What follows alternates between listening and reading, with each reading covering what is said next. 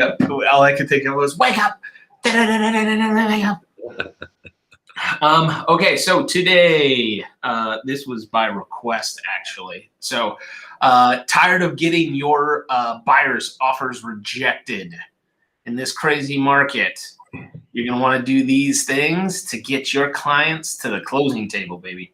Yeah, I mean, it's worse in some markets than others, but even here in the Midwest, I was just talking to one of our developers. He said his brother was at a house to look at it, and there were 70 offers on it. And he was like, why would I even bother? I was talking to a buddy last night in Omaha. He's like, man, a year ago, he's like, the houses that I like the price range and style, he said there were 100 of them. He said, now there's like one. He's like, it's just ridiculous. And I don't think that, and I hope that I'm wrong. I've been wrong before. If you ask my wife, I don't think it's going to end very quickly, right?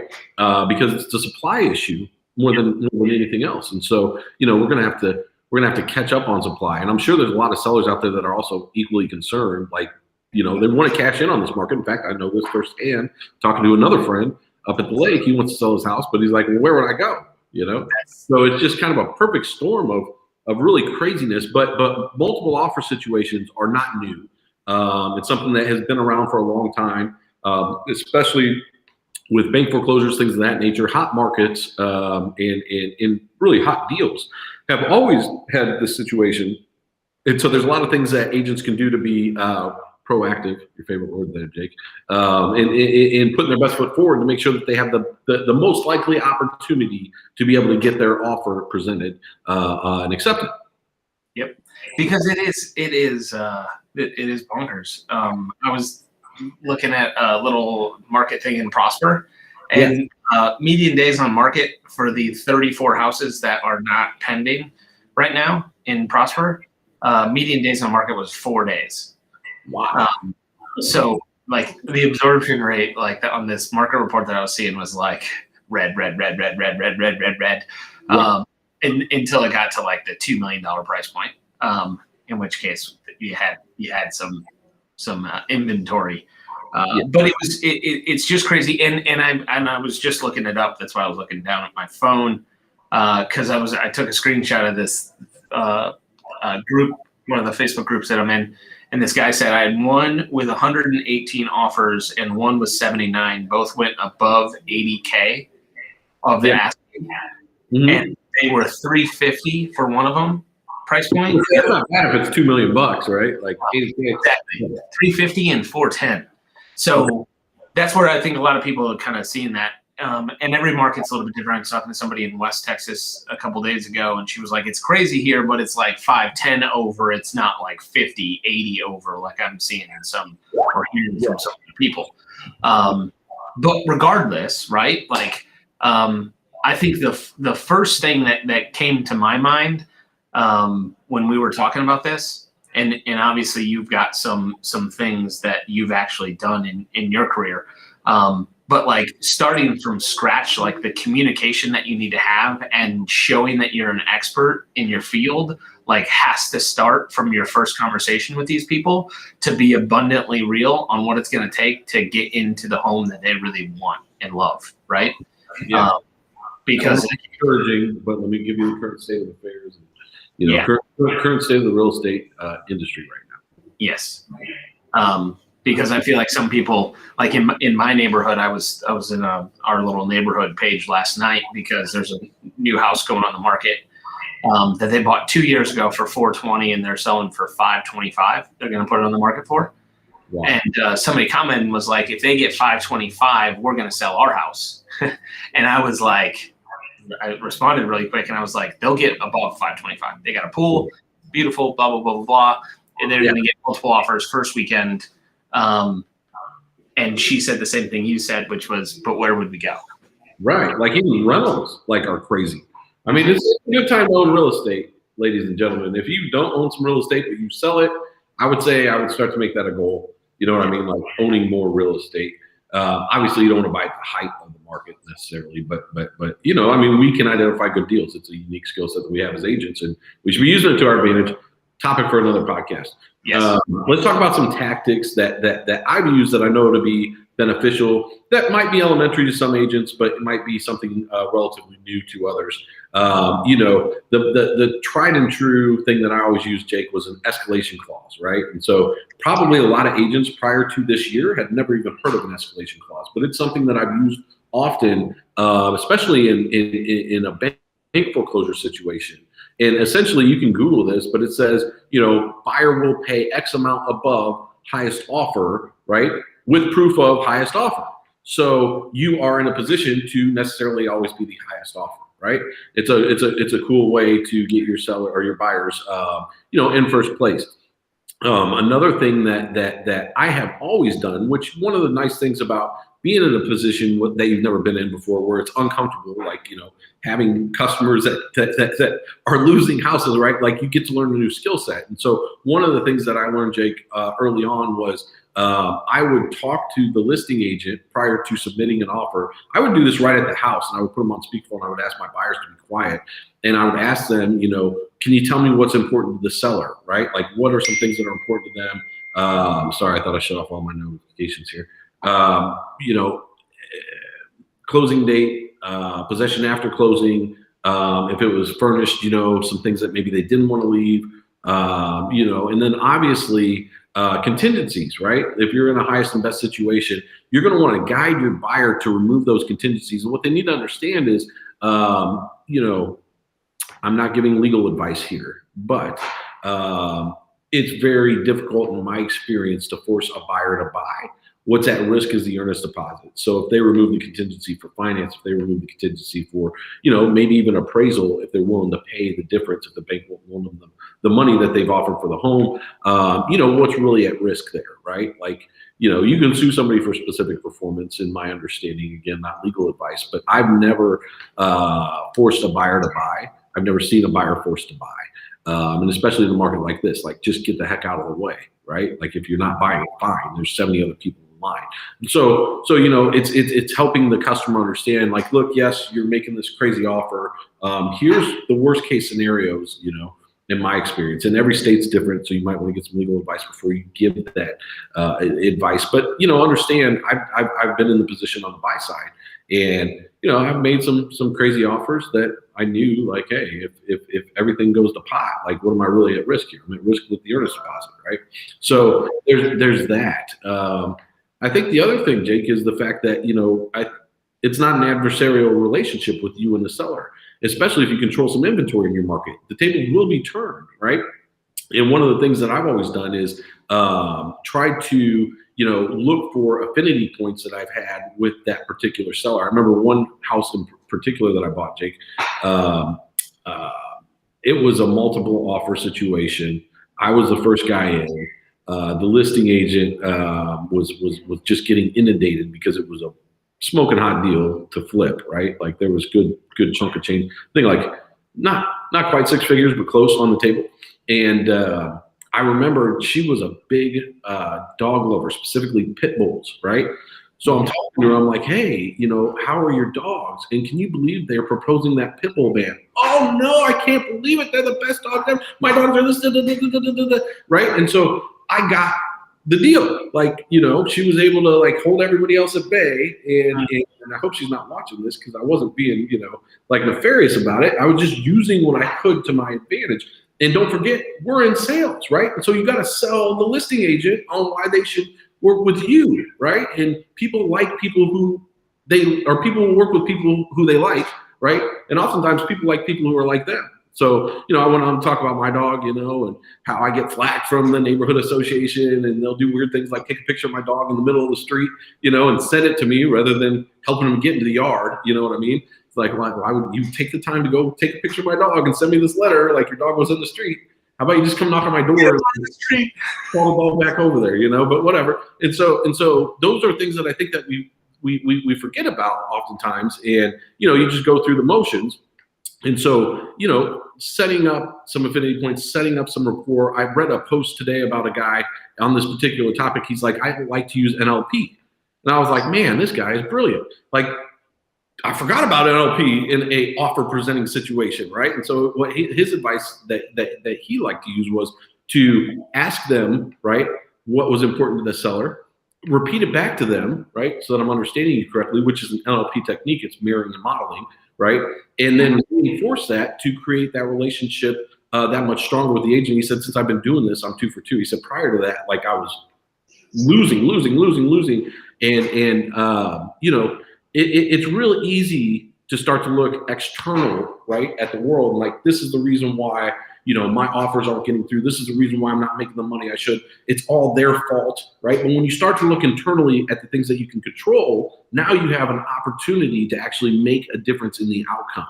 And I think personal responsibility is the key to change and growth in any kind of a situation, especially this crazy market and those scenarios. So that's what I got tactically. I just threw up over everybody because I'm going to run out of time. And I love it, right? Like people should be able to go back and implement those things immediately, because like a lot of people are in situations where they're putting in offers, daily, weekly, whatever it may be. And it becomes a struggle, right? Like I've just seen more like dumping, not really complaining, but kind of complaining, and in a lot of the real estate forums and stuff of just like, we believe this, and then people just pile on with, I know this is what I'm doing, this is what I'm doing, and I think that there's one thing of like, obviously this is a crazy market, but you also don't want to put your clients in a position where they overpay or they are giving out something that they didn't have to, because you didn't ask a simple question. And are the seller's agents or the sellers going to be straight up with you 100% of the time? Absolutely not, right? But if you can get a little bit of a lift from doing a combination of all of these things that we're talking about, it's all about the implementation of it. You know what I mean? And it's doing them, and it's not, and don't get discouraged when the first time none of them work. That's okay, right? Like things work to increase, not completely. It's not like this is going to work like the old shake weight. You're gonna automatically get in shape because you started doing shake weight six minutes a day, right?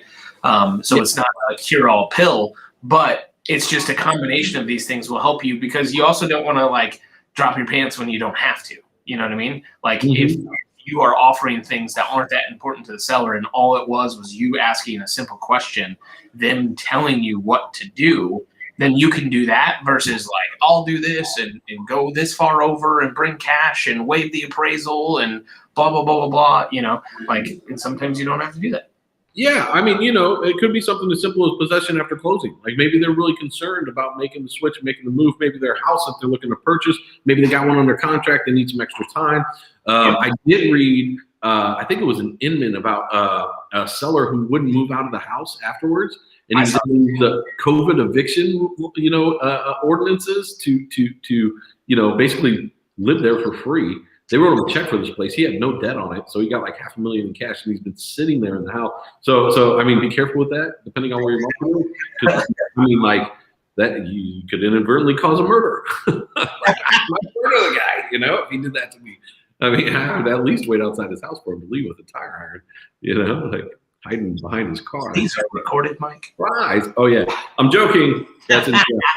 Anyway, I just think that looking internally to make the changes that you need to, and using some of these tactics and techniques, and just to really be brief about the escalation clause, that would go in special agreements, right?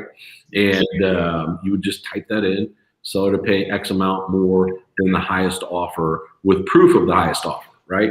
And that should help, again, be in the top spot. A lot of agents, especially on the REO side, would throw those out. Like they wouldn't let it happen. They'd be like, no, highest and best, one shot and you're done, right? But a lot of these agents who are dealing with these multiple offer situations, they've never dealt with this before, right? They might have their uncle's house listed, and they're like, oh, what do I do? All of a sudden I'm the most popular kid in school. And again, the other side is, be focused on controlling some inventory if you can, right? There's still a lot of opportunities to get listings out there, and sellers still need a lot of help and guidance, right? And go get some listings, I mean, that would be what I would be doing, Yeah. And going back to the agreement, take it right to the bank and cash it. Exactly. I think a big thing too, just from what you were talking about at the very beginning, with the market being what it is, I am in agreement that it's not just going to change overnight to where it's like gets back to center and supply and demand are back to a normal rate. It's going to get back to that point. Mm-hmm. So you're going to need listings 3 months from now. You're going to need listings 6 months from now. You're going to need listings a year from now. And you really need listings as long as you plan on being in real estate, to be honest with you. So if you don't have a plan to consistently get those coming in front of you, I've talked to way too many agents over the years that just like, when they need listings, it's just like, oh, I need listings now, right? And it's like, that's not how it works. You should have had that thought 4 months ago, buddy. Exactly. This is 4 months from now, so be kind to your future self, right? Exactly. And the other thing is too, if you're having trouble getting people off the fence, when I listed my home, which I recently sold, I had purchased my other home prior, but I had to rehab the home that I purchased. And so I put in my listing agreement, possession wasn't going to be delivered till after close, and I wanted 45 days. I mean, you can do whatever you want, right? So whatever the bottleneck is, there is generally a solution if you give it some thought, right? And what I like to do, Jake, is I like to think about all the potential bottlenecks before I go in to meet with the customer and like have those rebuttals ready. Everyone that I can earthly think of, and if they throw me for a wild card, I'll be like, hey, let me do some research and get back to you on that. But I'm sure we can work something out to alleviate that concern as well. It was an interesting little tactic I saw yesterday. Somebody posted about he was scouring the old FSBO markets to try and find some listings. Okay. And he was reaching out to like one in particular that was like he knew it was underpriced based off of where it's at, market conditions, all that good stuff. Yeah. He called him and asked him if that person was planning on paying a buyer commission, which he was. So then he only needed to make up the 3%. And he said, okay, so, I'm going to list it for $15,000 more than what you currently have it for. And anything less than $10,000, you'll be able to take off of my commission. Ooh. So if I don't get $10,000 over, then we'll have just like a de-escalating clause where my commission will shrink to make up for whatever it is that you would have gotten, right? So it's essentially the same net effect for them. Yeah. They didn't have to do work. Great problem solver, right? Like you paid to solve problems. Hey, does it look like I got that Monopoly hat on? It does. Right there. So, but that is just like thinking outside of the box and coming with but that comes with having conversations with people and being able to be like, okay, we can find common ground if we just make an agreement. And sometimes you have to be creative and don't be a stick in the mud, right? Right. Don't start to get angry and don't make it adversarial with your customer or with the listing agent. I think that's probably a huge part of the just drudgery of it. Like, oh, this guy again. Oh, I needed to accept my last offer. This guy was short with me. I mean, imagine being in their shoes and put yourself in their position for a moment. I mean, you got all these people hounding you, right? You have rules that you have to abide by as far as presenting offers, getting back to the people who are putting the offers in. You have a fiduciary duty to your seller, right? Who is probably a little sketch in the first place because it's such a hot market. Like, why do I need this agent? So there's just all these factors and scenarios. So what can you do to help make their life easier, right? What can you do to help them look like a rock star to their customer, right? These are the things that you want to think about and that you want to ask, and you want to make sure that you're presenting. But I think you're right, Jake. I think from the beginning, it starts with making sure that you set those expectations up with your customer, the buyer, up front, right? So that they're not coming into the situation. Like, I was always a master of setting expectations with the buyer up front, why they should get pre-approved, not because I want to make sure that I'm not wasting my time, but because if you're in a multiple offer situation, they're going to take the highest and best offer. One is the equivalent of cash. The other one is the equivalent of, I'm going to go find some cash. Which one would you take as the seller, right? And so just presenting those situations to them in that same kind of a mindset, if you put yourself in their shoes, right? You got, like we just experienced, right? Like maybe we lost one, 60 offers. Like, what can we do to make sure that our offer stands out above and beyond? Well, I don't want to overpay. I don't want to overpay. Well, yes, I agree. But you also don't want to be homeless. So let's figure it out. There's a balance here. Yeah. Yep. I love it. Well, you got anything else, Big Dog? No, man, I think we're good. Like I said, I'm running out of coffee. I know it's a big day for you, and so we need to cut this one short. But I appreciate it. Hey, if you want some help with marketing, if you want some help with generating buyer and seller leads, go to marketmakercall.com. See if your area is available. Again, it's marketmakercall.com. It's exclusive. It's one agent per zip code. Go check it out. One agent. And as I always say in Market Maker, you are always just one pre-position appointment away. Every day. Go get it. Later. Boom.